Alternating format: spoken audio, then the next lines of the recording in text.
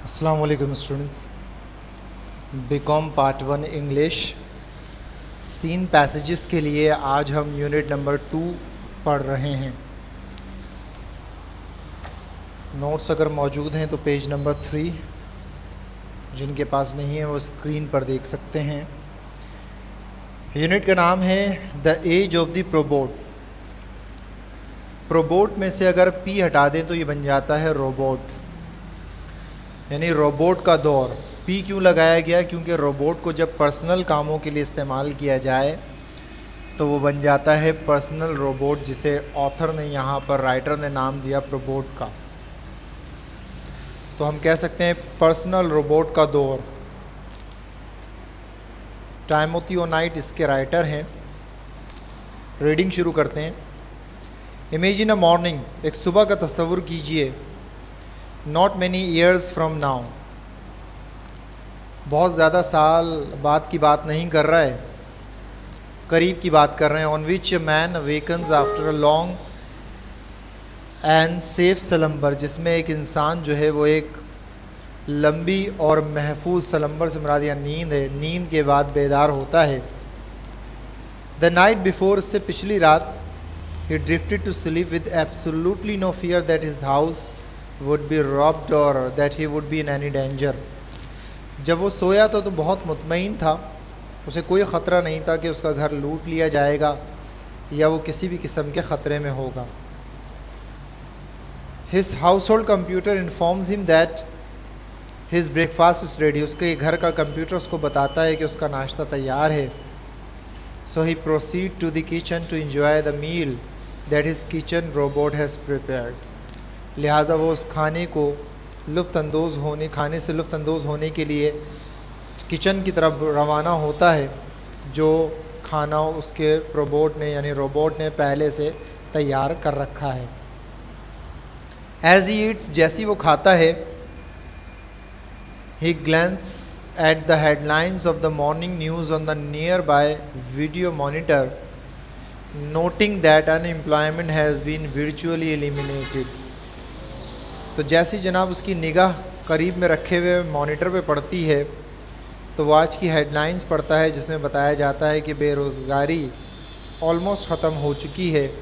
The gross national product has increased 15% over the past year, और GNP में 15% जो है वो लास्ट ईयर के मुकाबले में इजाफ़ा हुआ है। And his stocks are doing well, और उसके ज़खायर बेहतरीन कारकर्दगी दिखा रहे हैं।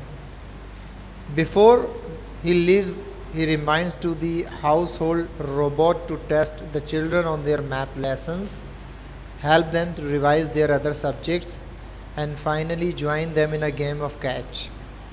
और घर से निकलने से पहले वो अपने रोबोट को याद दहानी कराता है कि वो बच्चों का मैथ का टेस्ट ले ले और उन्हें दूसरे सब्जेक्ट्स में मदद करे, और उसके बाद गेम खेलने में उनकी मदद करे।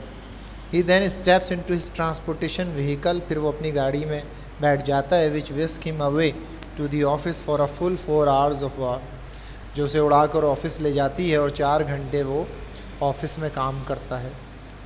As he plans the remainder of the day, और बाकी का जो दिन है, he decides to spend the rest of the afternoon playing basketball with some friends। फिर वो बकाया की जो शाम है अपने दोस्तों के साथ जो है बास्केटबॉल खेलने में गुजारता है। Followed by some good reading, या कुछ अच्छी किताबों का मुताल्ला करता है। After he eats his already prepared dinner, फिर वो खाना जो उसने पहले से उसके रोबोट ने तैयार कर रखा है, खाने के बाद विद हिज फैमिली, अपनी फैमिली के साथ, he will work with one of the house hold computers of the rest of the evening. वो घर के एक कंप्यूटर के साथ काम करता है। Then drift off to the pleasant sleep once more, और फिर एक बार गहरी नींद की तरफ राग़िब हो जाता है। A day like this would make many people think that they were in utopia. बहुत सारे लोग जब इस तरह से सोचेंगे तो उनको लगेगा कि वो किसी अटोपिया में हैं। अटोपिया मीन्स एक इमेजनरी वर्ल्ड, एक ख़याली दुनिया, एक तसव्वुराती दुनिया, ख्वाबी दुनिया। Yet this little except from this life of one man is not as impossible as it might sound. लेकिन जो कुछ हमने पढ़ा वो सब कुछ हकीकत से इतना नामुमकिन नहीं जितना हमें लगता है। In fact, parts of the preceding story already true for some people. ये भी कहा जा सकता है इस कहानी के कुछ हिस्से कुछ लोगों के लिए सच भी हैं. The factors guiding us into more productive, less strenuous and much more leisurely lifestyle are all centered around one thing, new technologies. ये तमाम तर चीज़ें जिसमें हम पैदावार ज़्यादा, मेहनत कम और ज़िंदगी का एक नया तरीक़ेकार अपनाते हैं, ये तमाम चीज़ें न्यू टेक्नोलॉजीज़ पे डिपेंड करती हैं. These exciting advances just emerging from the laboratories and factories include bioengineering, personal computers and extensive space exploration. और इन टेक्नोलॉजीज़ में ये तमाम चीज़ें शामिल होती हैं. However, personal robot is one machine that will probably have a more profound and widespread effect on society than any other invention. लेकिन robot का यकीनन अब तक होने वाली तमाम इजादात से ज़्यादा असर हम पर होगा और ये ज़्यादा यूज़फुल होगी. The dream of this creation has been portrayed in plays, movies and on television. अब तक हमें जो रोबोट्स या रोबोट्स का जो मंज़र दिखाया गया वो मूवीज़ में या ड्रामों में या टेलीविज़न में दिखाया गया. But only now is this exciting new tool beginning to demonstrate its potential. और हकीकत में अब ये चीज़ हमारे सामने लाई जा रही है. Of course news stories about the giant industrial robots in factories are seen frequently and although these machines are efficient, productive and useful, our lives have not yet been altered dramatically by them.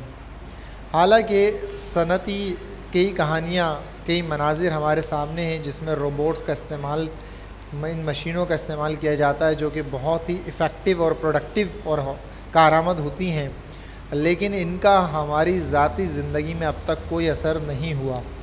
In fact there are relatively few robots actually working in factories, और factories में काम करने वाले robots की तादाद भी बहुत कम है. If this is the case, इस सूरत में how will robots make such a dramatic effect on so many people. इतने कम तादाद में रोबोट्स इतने ज़्यादा लोगों पर असरअंदाज नहीं हो सकते. The fact that they will have a major effect on industry will be discussed later. बहरहाल रोबोट्स का सनतों पर असर क्या होगा उसे हम बाद में ज़ेर बहस लाएंगे. But the type of robot that will cause the greatest change in is not an industrial but rather a personal robot, और as I like to call it a robot. आज राइटर कहता है कि मैं जो रोबोट की बात कर रहा हूँ वो हमारी ज़ाती ज़िंदगी में असरअंदाज होने वाला रोबोट है, जिसे मैं यानी राइटर रोबोट के नाम से कॉल करता है. Robot will have a more immediate and direct effect on us than industrial robots because personal robots will actually be in the home. Personal robots का असर हम पर ज़्यादा होगा एज़ कम्पेयर टू सनतों में काम करने वाले रोबोट्स का, क्योंकि पर्सनल रोबोट्स हमारे घरों पर मौजूद होंगे. डूइंग हाउस होल्ड चोरेस, घर के काम काज करेंगे. टीचिंग द चिल्ड्रन, बच्चों को पढ़ाएंगे. And even walking the dog, हमारे कुत्तों के साथ सैर व तफरी करेंगे या हमारे कुत्तों को सैर व तफरी करवाएंगे. Although industrial robots will eventually have a profound effect on both labor and productivity, it simply takes a longer time for their full impact to be felt. हालांकि सनतों में काम करने वाले रोबोट्स का असर हमारे मज़दूर और पैदावार दोनों पर होता है, लेकिन उसके फ़वाइद को महसूस करने में बहुत वक्त दरकार होता है. The robot and computer are very closely related. Robots और कंप्यूटर बड़ी मुशाबहत रखते हैं. In fact, the robot may be the thought of as an extension of the computer. हम कह सकते हैं कि रोबोट भी कंप्यूटर की ही एक शाख है. In the same manner, the robot may be the thought of as an extension of the personal computer. तो रोबोट भी पर्सनल कंप्यूटर की एक लिंक या शाख हो सकती है. This is personal robot is a personal computer and great deal more. तो पर्सनल रोबोट पर्सनल कंप्यूटर की तरह या उससे बढ़कर होता है. Like a home computer, a robot does not have human intelligence. जैसे घर में रखे हुए कंप्यूटर में इंसानी अक्ल नहीं होती, but it can be program to perform many task such as teaching lessons, remembering and organising large amounts of information and entertaining people. लेकिन हम इसे प्रोग्राम करके मुख्तलिफ़ किस्म के असबाक पढ़ाने या मुख्तलिफ़ किस्म की मालूमात को स्टोर करने या लोगों को एंटरटेन करने के लिए चीज़ों को इंस्टॉल कर सकते हैं, प्रोग्राम कर सकते हैं। However because million of people already own home computers, क्योंकि मिलियन लोगों के पास घरों पर कंप्यूटर मौजूद होता है, the abilities of these machines are familiar to almost everyone, इसलिए इस तरह की मशीनों के बारे में वो अच्छी तरह वाक़फियत रखते हैं। The power of the probot is still a mystery to many people, लेकिन प्रोबोट का जो ताकत है, पावर है, वो अभी तक लोगों के लिए अनजान है। But its abilities like any kind of robot are really not difficult to understand, लेकिन इसकी काबिलियत दूसरे रोबोट की तरह समझना मुश्किल नहीं है।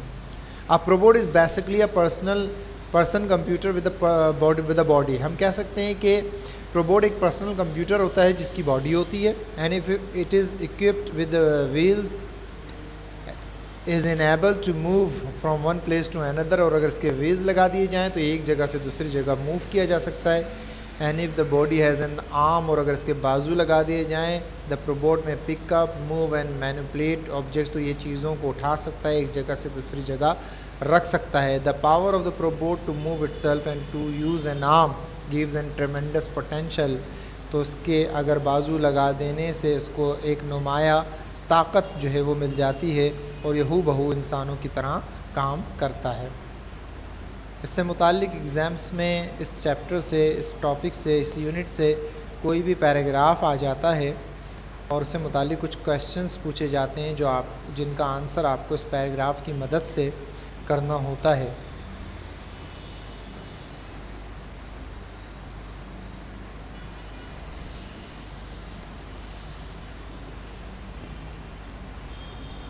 स्टूडेंट पेज नंबर 11 पर आपको सीन पैसेजेस में मिलेगा पैरा नंबर 2, पेज नंबर 12 पे पैसेज नंबर 2।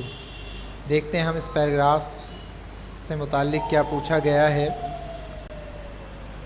पैराग्राफ हमें याद होगा, अ day like would make many people think that they were in utopia. आपने पैराग्राफ अभी थोड़ी देर पहले रीड आउट किया, और यूटोपिया के बारे में मैंने आपको बताया कि एक इमेजनरी, ख़याली, तसव्वुराती दुनिया या ख्वाबी दुनिया को कहा जाता है। क्वेश्चन नंबर 1 पूछा गया, identify the reading text from which this part has been taken. आपको याद होगा प्रीवियस लेक्चर में मैंने कहा था कि क्वेश्चन नंबर 1 चेंज नहीं होता, इसके आंसर का तरीक़ेकार स्पेसिफिक है। The above passage has been taken from unit number 2 the age of probot by Timothy Onite. आपने चैप्टर राइटर को रिकग्नाइज़ करना होता है। सवाल नंबर 2 में पूछा जाता है, what do you think the word utopia means. Utopia के मायने क्या हैं? तो जवाब में कहते हैं, the word utopia means any ideally perfect place और एन इमेजनरी परफेक्ट प्लेस। आपके ख़याली तसव्वुराती का अपने जहन में दुनिया बनाई हुई होती है, उसे जो है वो यूटोपिया का नाम दिया गया है। क्वेश्चन नंबर 3 में पूछा जाता है, what do you think is the connection between utopia and the title of the text. Title of the text क्या है? द एज ऑफ प्रोबोट, प्रोबोट की दुनिया, और यूटोपिया के मायने हैं ख़याली तसव्वुराती दुनिया। इन दोनों में क्या कनेक्शन पाया जाता है? The connection between utopia and the title of the text is that the age of probot will make this world an ideally perfect place। तो बात सही है कि कनेक्शन इस तरह से पाया जाता है कि यूटोपिया भी ख़याली दुनिया है, और एज ऑफ प्रोबोट रियल दुनिया में भी हमारे पास मौजूद नहीं है, वो भी एक ख़याली बात है। यानी राइटर जो एक प्रोबोट की दुनिया इमेजिन कर रहा है वो भी इमेजनरी है, और यूटोपिया भी एक इमेजनरी वर्ड है, तो लिहाजा इन दोनों में एक सिमिलर कनेक्शन पाया जाता है। प्रीसीडिंग के मायने क्या हैं जनाब? एनीथिंग दैट कम्स अर्लियर, सही ना। प्रीसीडिंग पास्ट, प्रीवियस, और strenuous, very hard working and energetic, leisurely, freedom from business, और वैकेंट टाइम जो आपके पास होता है, फारिग वक्त जिसे हम कहते हैं। तो इससे मुतालिक कोई भी क्वेश्चन हो व्हाट्सएप ग्रुप पे सेंड कीजिएगा, और 5 ईयर में आने वाले इस टॉपिक से तमाम पैराग्राफ को आपने रीड आउट करना है और उससे मुतालिक क्वेश्चन आंसर्स को सॉल्व करना है। Thank you very much. अल्लाह हाफ़िज़।